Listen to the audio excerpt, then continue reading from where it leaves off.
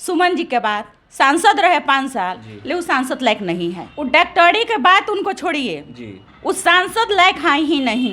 आज किए हैं हमारे क्षेत्र में, गोपालगंज जिला में कुछ हुआ है जी? नहीं हुआ है। जिस संहिता में है, ये बताइए कि किसी के घर मौत हो जाती है तो उसमें हम आचार संहिता देखेंगे, उसको हम दफन नहीं करेंगे? वहाँ लाश जलाने के लिए उसके घर में पैसा नहीं है कि वो लकड़ी खरीदे। स्वागत है आपका फिर से आदर्श बिहार में। और हम आज जो चुनाव की सरगर्मी है, पूरे बिहार में चुनावी माहौल है और सभी पार्टियां जो है चुनाव को लेकर पूरा उत्साहित है। अपने अपने तरीके से सभी लोग अपना वोट बैंक बनाने में लगे हुए हैं। सभी पार्टियां अपना अपना मेहनत कर रही हैं और कुछ लोगों का टिकट कटा है तो कुछ लोगों का मिला है।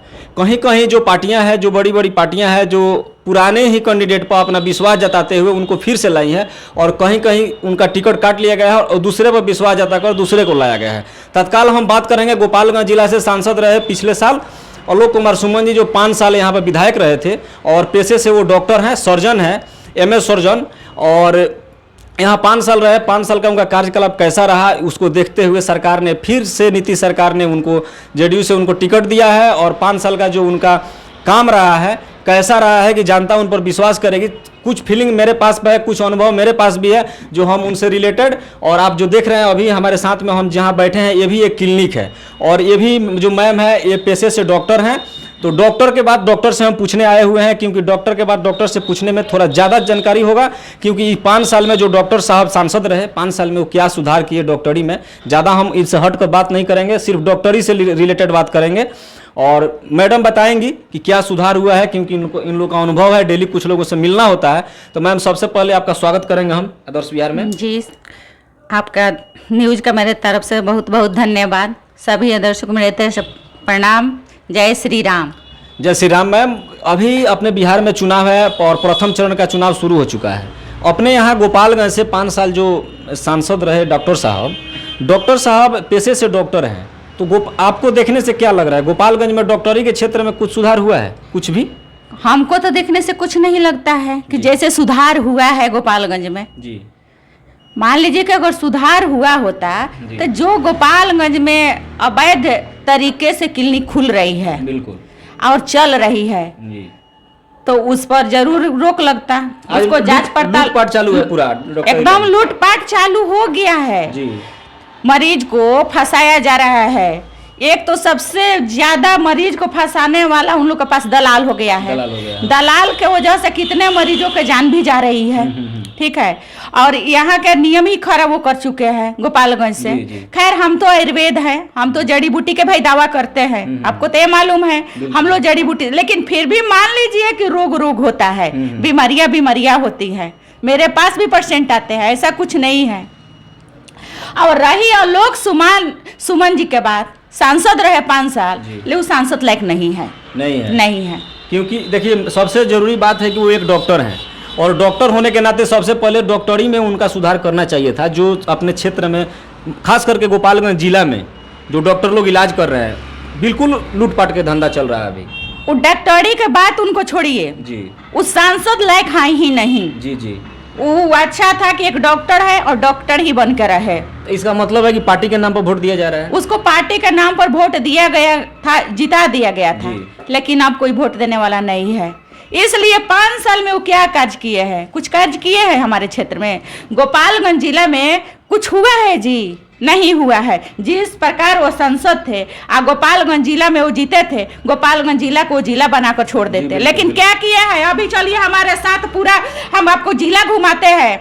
वहाँ पूछिए कि हम नहीं अपना परिचय देंगे जी। हम छोट आदमी है, हम उनके जैसे बड़े आदमी नहीं है। हम एक गरीब परिवार से ज्वाइंट करते हैं, मेरे पास पैसा धन नहीं है, लेकिन वहाँ चलिए मेरे साथ तो हर कोई मुझे पहचान रहा है, क्योंकि हम सबके साथ मिलजुल कर चलते हैं। हम कुछ नहीं है, कोई नेता नहीं है, कोई कार्यकर्ता नहीं है, कोई बहुत बड़ा आदमी हम नहीं है, लेकिन क्या है, हम इंसान है और इंसान के काम आते हैं।